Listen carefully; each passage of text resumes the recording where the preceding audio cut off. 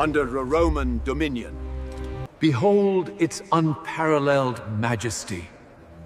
A city reborn, then lost. By the year 30 of the Common Era, Jerusalem had become one of the most sacred cities in the ancient world. A labyrinth of narrow streets, bustling markets, and synagogues where debate never ceased, all dominated by a structure that took the breath away from anyone seeing it for the first time. The Second Temple, rebuilt by Herod the Great, with a splendor that rivaled any architectural wonder of the Roman Empire. In this video, I use modern AI tools to bring historic paintings, maps, and ancient engravings to life, shifting perspectives, changing camera angles, and moving through these scenes in ways their original artists could never have imagined. The goal is not simply to look at the past, but to step into it, to walk through Jerusalem as it once was, and imagine what it might have felt like to be here, in the city where three religions converge, at the most significant moment in Christian history. And if you stick around until the end, we'll compare these same locations to how they look today, to see what time has changed and what still remains. Before we set foot in ancient Jerusalem, it helps to understand how it came to be what it was. The city had been dramatically rebuilt and expanded under the reign of Herod the Great, who ruled as a client king of Rome from 37 to 4 BCE. Herod was an obsessive builder, and his most ambitious project was the transformation of the modest Second Temple into the largest religious complex in the ancient world. The Temple Mount platform was doubled in size, supported by massive retaining walls made of limestone blocks so enormous that some weighed more than 500 tons. What we see in these reconstructions represents decades of work that continued even after Herod's death. The temple itself dominated the Jerusalem skyline. Its facade was covered with gold plates that, according to the writings of Flavius Josephus, reflected sunlight so intensely that pilgrims had to look away as they approached. The building rose above a vast esplanade of white stone, surrounded by colonnades and porticos where thousands of people could gather. For Jews throughout the Mediterranean world, this was the center of the universe, the only place where the sacrifices prescribed by the Torah could be performed, the only point of direct contact between heaven and earth. 3 times a year, during the pilgrimage festivals, the city filled with visitors who multiplied its normal population several times over. The Antonia fortress stood at the northwest corner of the Temple Mount, watching over both the sacred precinct and the surrounding streets. Also built by Herod, it served as the barracks for the Roman garrison stationed in Jerusalem. From its towers, soldiers could observe the crowds gathering in the temple courts, ready to intervene at any sign of disturbance. During the great festivals, when tension between the Jews and their Roman occupiers reached its highest point, additional troops were deployed from Caesarea. Pontius Pilate, the Roman prefect of Judea, did precisely this every Passover, leaving his usual residence on the coast to install himself in Jerusalem and personally oversee public order. Solomon's portico extended along the eastern side of the temple esplanade, offering shade and shelter to those who came to pray, study, or simply contemplate the magnificence of the place. Its stone columns supported a cedar roof, and among them rabbis taught their disciples. Merchants negotiated, and pilgrims rested after their long journey. According to ancient sources, it was here where sages debated interpretations of the law, where Pharisees argued with Sadducees about the resurrection of the dead, where questions about the afterlife and the coming of the Messiah occupied the conversations of men who had dedicated their lives to the study of Scripture. The court of the Gentiles was the outermost space of the temple complex, the only area where non-Jews were permitted to enter. Here were found the money changers, who converted the various currencies of the empire into the Tyrian shekels accepted for offerings, and the sellers of animals for sacrifice, doves for the poor, lambs for those who could afford them, oxen for special occasions. The sound of animals, the clinking of coins, and the murmur of dozens of different languages filled the air. Beyond this court, a stone barrier called the Soreg marked the limit that no Gentile could cross under penalty of death, a warning carved in stone in both Greek and Latin that archaeologists have found fragmented among the ruins. The step street connected the Pool of Siloam to the Temple Mount, serving as the main artery through which pilgrims ascended toward the sanctuary. Recent excavations have revealed that this impressive roadway, nearly 26 feet wide and paved with large, perfectly cut stone slabs, was completed during the governorship of Pontius Pilate, probably finished around the year 30. Two-story shops lined both sides, where merchants sold everything necessary for religious and daily life.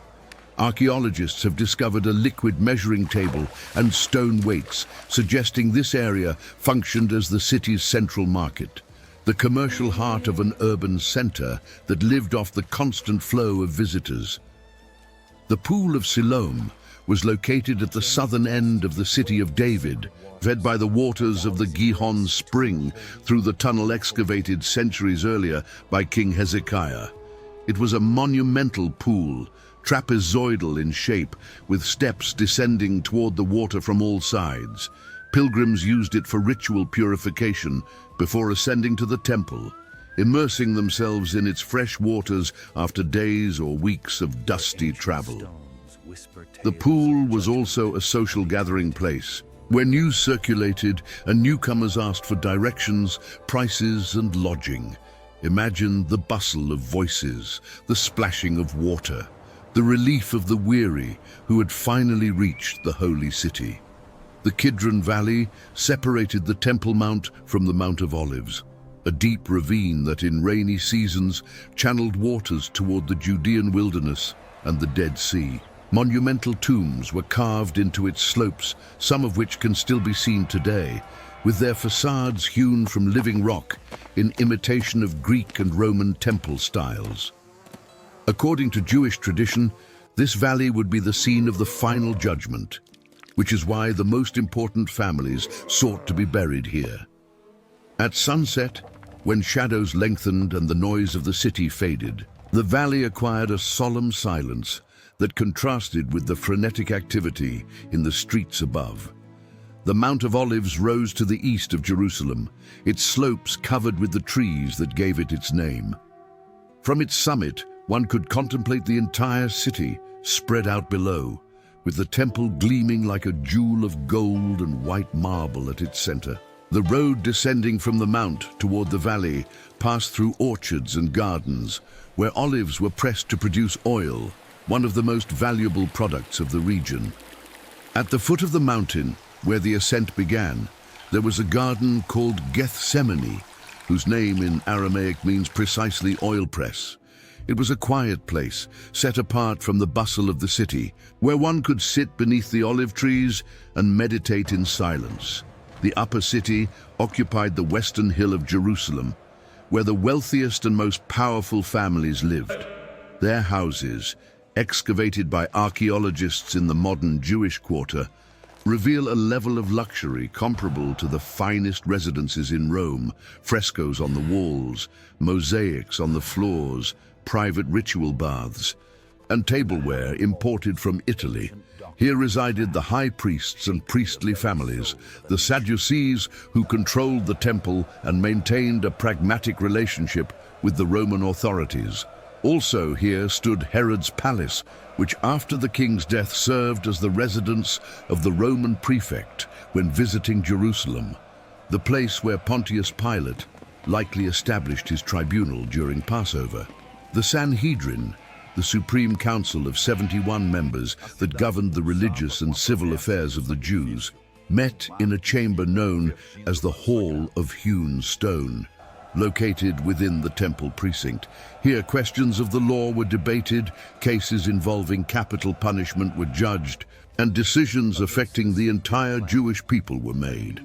The Pharisees and Sadducees, despite their deep theological differences, shared seats on this council, though the Sadducees, linked to the priestly families, tended to dominate. The tension between these groups was palpable. The Pharisees believed in the resurrection of the dead and in oral tradition alongside the written. The Sadducees rejected both ideas, clinging only to the literal text of the Torah. During Passover, the city was transformed. Pilgrims arrived from all parts of the Mediterranean world, from Alexandria and Babylon, from Rome and Antioch, from the Greek cities of Asia Minor, and from communities scattered throughout the empire. According to some ancient estimates, Jerusalem's population could multiply 6 times or more during these festivals. Every family needed a lamb for the Passover sacrifice, which meant that tens of thousands of animals were brought to the temple in a single day. The priests worked in shifts, blood flowed through specially designed channels, and smoke from the altars rose continuously toward the sky. The sound of Levites singing the psalms mixed with the bleating of lambs and the prayers of the faithful. On some street of this city, in some neighborhood synagogue, or in the porticos of the temple itself, a carpenter from Galilee named Jesus of Nazareth taught those who wished to listen. He spoke of a kingdom not of this world, healed the sick, challenged the interpretations of the scribes and Pharisees, and attracted crowds who followed him from the villages of the north to the holy city. To the religious authorities, he was a problem. To the Romans, a potential threat to public order. To his followers, perhaps the promised Messiah. No one in those dusty streets could imagine that the events of one Passover week would change the course of human history. Now I want to bring you into the present and show you how these places look today. Thanks for being here. And if you have thoughts or suggestions for future cities, share them in the comments. Let's get into it. The Temple Mount today is dominated by the Dome of the Rock and the Al-Aqsa Mosque, Islamic structures built in the 7th century that occupy the site where Herod's temple once stood. Of the original complex, only the retaining walls survive, the most famous being the Western Wall, also known as the Wailing Wall, where Jews from around the world come to pray and place small written notes between the ancient stones. The Pool of Siloam remained buried for centuries beneath layers of debris and later construction. It was accidentally rediscovered in 2004 during sewer repair work, and excavations continue to reveal the magnitude of what was one of the most important public spaces in first-century Jerusalem. Today, visitors can walk along sections of the stepped street that have been unearthed, stepping on the same stones that pilgrims walked on 2,000 years ago. The Mount of Olives still rises to the east of the old city, though now its slopes are covered with Jewish cemeteries, Christian churches, and the Palestinian neighborhood of At-Tur. The Garden of Gethsemane, guarded by Franciscans, preserves olive trees that, according to scientific studies, are at least 900 years old, possibly descendants of the trees that grew here in the time of Jesus. The Kidron Valley still separates the Temple Mount from the Mount of Olives, and the monumental tombs from the Second Temple period remain visible on its slopes, though their traditional names, such as Absalom's tomb or Zechariah's tomb, do not correspond to those who were actually buried there. 40 years after the moment we have reconstructed in the year 70, Roman legions under the command of Titus besieged Jerusalem, destroyed the temple, and razed much of the city.